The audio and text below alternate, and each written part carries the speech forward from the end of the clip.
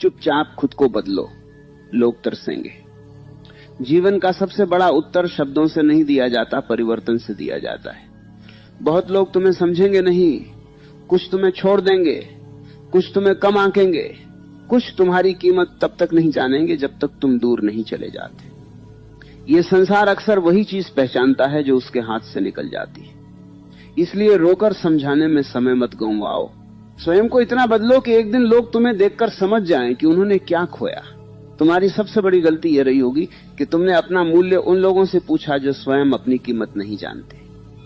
तुमने सम्मान वहां मांगा जहां लोग केवल उपयोग करना जानते थे। तुमने प्रेम वहां खोजा जहां सुविधा थी। तुमने अपनापन वहां ढूंढा जहां स्वार्थ था। और जब बदले में चोट मिली तो तुम्हें लगा शायद कमी तुम में है। नहीं, कमी तुम्हारी नहीं थी, कमी तुम्हारे चयन में थी। अब समय है स्वयं की ओर लौटने का।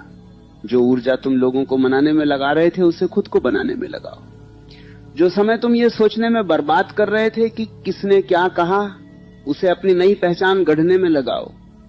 जो आंसू तुमने रातों में बहाए उन्हें आग बनाओ। वही आग तुम्हें उठाएगी, वही आग तुम्हें साधारण से असाधारण बनाएगी। चुपचाप खुद को बदलो।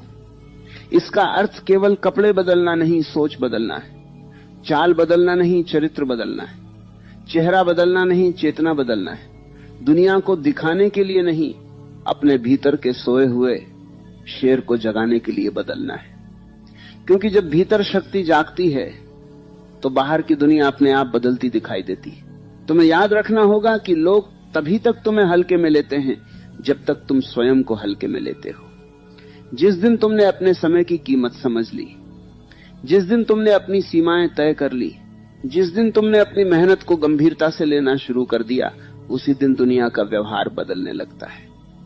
दुनिया वही भाषा समझती है जो परिणामों में लिखी जाती है। अब अपने अकेलेपन से डरना बंद करो। कई बार ईश्वर भीड़ हटाता है ताकि तुम स्वयं को सुन सको। कई बार लोग दूर होते हैं ताकि तुम अपने भीतर के खाली स्थान को विकास से भर सको।